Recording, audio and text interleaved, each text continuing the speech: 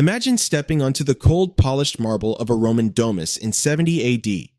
Outside, the empire thrives on conquest, but inside this dimly lit chamber, a far deadlier battle is about to begin.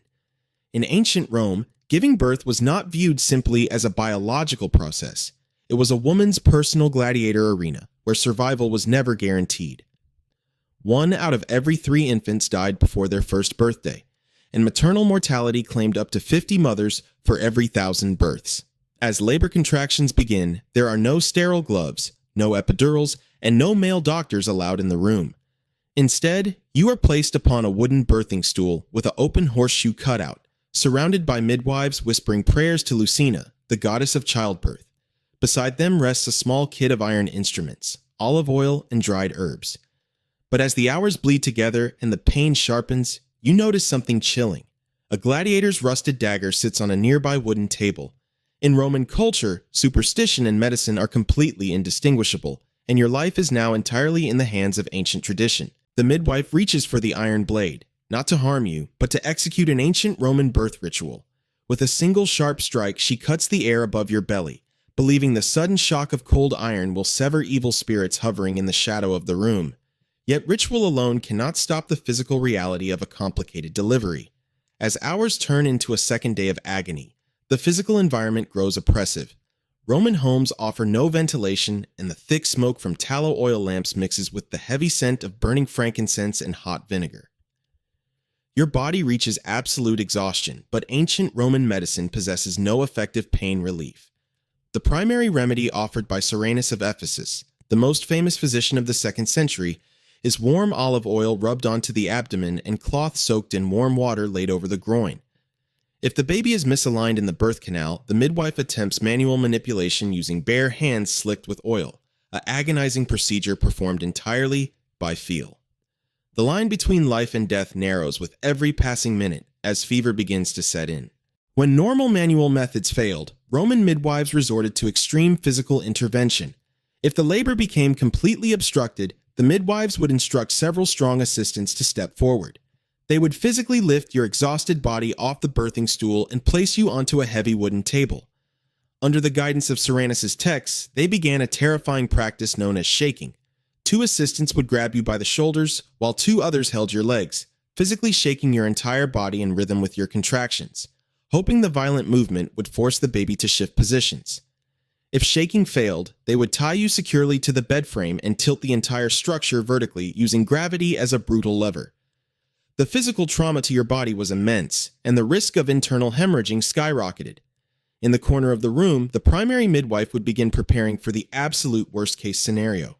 She unrolled a leather pouch containing sharp steel hooks and specialized embryotomy knives.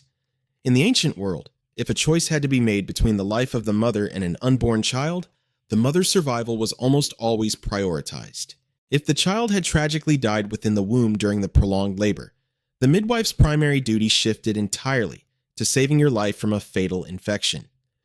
Using the specialized embryotomy tools, she would perform a delicate and horrifying extraction, carefully removing the fetus piece by piece to prevent internal tearing.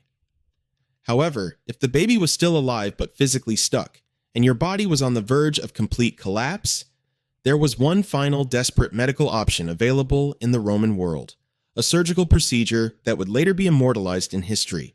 The midwife would prepare a long, razor-sharp iron blade. While assistants held you perfectly still on the wooden table, she would perform an incision directly through your abdominal wall and uterus to extract the infant. In 70 AD, this procedure was never performed on a living mother, with the expectation of her survival. It was a desperate, final attempt to save a living child when the mother was already documented as dying or dead. This brutal reality reflects the extreme stakes of Roman lineage and citizenship. But if the fates are kind and your labor progresses naturally, the moment of delivery finally arrives. The midwife kneels on a low stool directly in front of you, her hands slick with warm olive oil, ready to catch the infant as it emerges from the horseshoe cutout of the birthing chair. The assistant standing behind you grip your shoulders, urging you to push with the next contraction. With a final, agonizing surge of effort, the cries of a newborn echo through the smoky stone chamber. But in ancient Rome, a successful delivery does not mean the child is safe or even legally alive.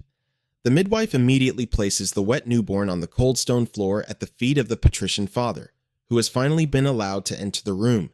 This is the moment of the Tollere Liberum. The entire room goes completely silent as the father looks down at the infant. If he kneels and physically lifts the child into his arms, he accepts the baby into the family. If he turns his back and walks away, the child is rejected. If the father turns his back, the rejected infant faces a grim fate common in the ancient world: exposure. The child is carried out of the home and abandoned at a designated public garbage heap or crossroads, left to the elements unless claimed by slave traders. But if the father lifts the child, the baby is formally accepted into the Roman lineage. For the next 9 days, a period known as the Dies Lustricus begins. You and your child remain in isolation while the house is purified. The entrance to your home is adorned with laurel branches, announcing to the neighborhood that a new citizen has been born. On the 9th day, a grand purification ceremony is held. The infant is given their official name and presented with a bulla, a protective amulet made of gold or leather worn around the neck to ward off evil spirits and disease. As you look down at your child, surviving the ordeal of a Roman birth brings a profound sense of triumph. You have faced the gladiator arena of your era and emerged victorious, securing the fragile future of the empire itself.